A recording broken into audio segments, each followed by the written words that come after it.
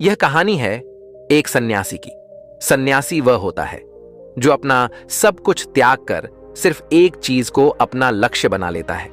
कोई भी व्यक्ति सन्यासी बेवजह नहीं बनता। सन्यासी बनने के पीछे एक बहुत बड़ी वजह होती है। उस व्यक्ति के सन्यासी बनने के पीछे भी एक बहुत बड़ी वजह थी। सन्यासी बनने से पहले उस व्यक्ति के मन ने उस व्यक्ति से बहुत से गलत कार्य करवाए थे, बहुत से पाप करवाए थे। उस व्यक्ति का मन उसका मालिक बन चुका था और वह अपने मन का गुलाम।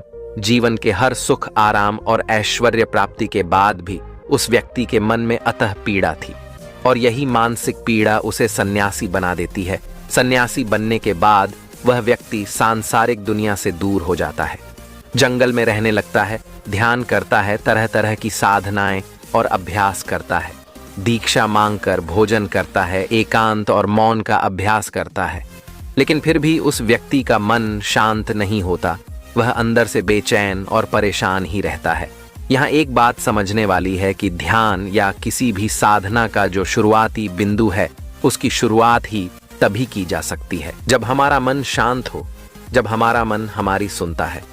लेकिन उसे सन्यासी का मन ना तो शांत था और ना ही उसकी सुन रहा था। उस सन्यासी के मन में यह बात गहराई से बैठती जा रही थी कि मन को वश में करना, मन पर काबू पाना असंभव है। लेकिन फिर एक दिन उस सन्यासी को एक व्यक्ति मिलता है जो ना तो कोई साधु सन्यासी होता है और ना ही कोई बुद्धिमान व्यक्ति। वह एक चरवाहा था जो जंगल में अपनी भेड़ों को चरा रहा था। वह चरवाहा उस सन्यासी के पास आकर उसे पूछता है, क्या मैं तुम्हारी कुछ मदद कर सकता हूं? तुम बहुत परेशान लग रहे हो। मैं तुम्हें पिछले कई दिनों से देख रहा हूं। तुम बहुत बेचैन रहते हो। अगर तुम चाहो तो मैं तुम्हारी सहायता कर सकता हूं। चरवाहे की बात सुन सन्यासी कहता है, भला तुम क्या मेरी मदद कर सकते हो? तुम तो एक संसारी है जो अपनी मोह माया में लिप्त रहता है। यह सुन वह चरवाहा उस सन्यासी से कहता है, मैं तुम्हारी मदद कर सकता हूं। मैं मन को वश में करना जानता हूं।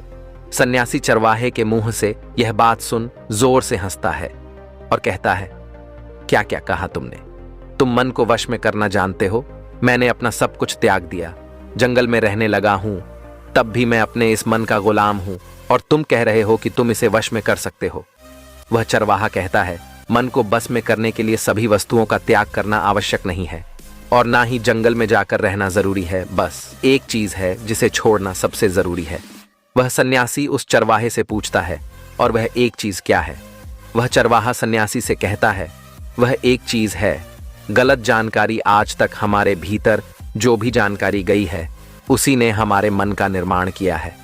सन्यासी उस चरवाहे से पूछता है, परंतु वह कैसे? वह चरवाहा समझाते हुए कहता है, मान लो तुमने आज तक अपने जीवन में सेब का फल नहीं खाया, तुम्हें सेब के स्वाद के बारे में कुछ भी पता नहीं, तो क्या तुम्हारा मन अभी सेब खाने को कर सकता है? नहीं ना। इसलिए हमारे मन का निर्माण जानकारी से होता है। वह सन्यासी उस चरवाहे की बात से प्रभावित हो जाता है और उसे कहता है, क्या आप इस बारे में मुझे और विस्तार से समझा सकते हो? वह चरवाहा उस सन्यासी से कहता है, अगर तुम अपने मन को वश में करना चाहते हो तो अब मेरी बातों को ध्यान से सुनना। तुम अपने मन को वश में केवल तभी कर सकते हो जब तुम अपने मन के चरणों को देख पाओगे। मन का निर्माण जानकारी से होता है और हमारे शरीर में जानकारी के 5 प्रवेश द्वार होते हैं। पहला, हम अपनी आंखों से जो कुछ भी देखते हैं, अच्छा या बुरा, सब हमारे मन की याददाश्त में इकट्ठा होता रहता है। दूसरा कान, हमारे कान जो कुछ भी सुनते हैं वह भी हमारे मन को बीज के रूप में दिया जाता है। तीसरा, जीभ का स्वाद हम एक बार ले लेते हैं, वह हमारे मन की याददाश्त में अंकित हो जाता। चौथा, नाक, जो भी हम एक बार सूंघ लेते हैं, खुशबू या बदबू, वह सभी हमारे मन में दर्ज हो जाती है। और पांचवा है त्वचा, हम एक बार छू लेते हैं, स्पर्श कर लेते हैं, उसकी याददाश्त हमारे मन में कहीं ना कहीं अंकित हो जाती है। इन 5 शारीरिक दरवाजा से जो भी जानकारी हमारे अंदर जाती है वह जानकारी बीजों के रूप में जमा हो जाती है और धीरे धीरे वृक्ष बनती है। हमारा मन मिट्टी की तरह है जिसमें बीज बोए जाते हैं और हमारी बुद्धि बीज बोने वाले किसान की तरह है। अगर हमारी बुद्धि गलत जानकारी के बीजों को सही जानकारी के बीज समझकर बो देगी तो जब भविष्य में वह बीज वृक्ष बनेगा तो वह खराब फल ही देगा। तुम्हारा मन तुम्हारे वश में इसीलिए नहीं है क्योंकि तुमने पहले से ही अपने मन में बहुत सारी गलत बीज बो रखे हैं और अब वह बीज बड़े वृक्ष बन चुके हैं। वह सन्यासी उस चरवाहे से पूछता है, तो मुझे क्या करना चाहिए?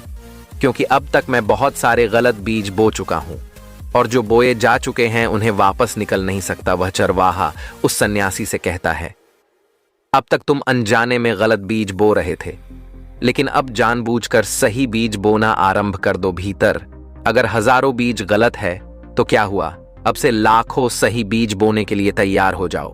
तुम्हें बस पूरे दिन इस बात पर ध्यान देना है कि इन 5 द्वारों से तुम्हारे भीतर क्या जानकारी जा रही है और जो जानकारी जा रही है वह सही है या नहीं। वह सन्यासी पूछता है, यह कब तक करना होगा? वह चरवाहा कहता है, पूरी जिंदगी भर। जिस प्रकार तुम हर दिन अपने पेट को अच्छा भोजन देते हो, उसी प्रकार तुम्हें हर दिन अपने दिमाग को भी अच्छा भोजन देना है। यानी सही जानकारी और सही विचार।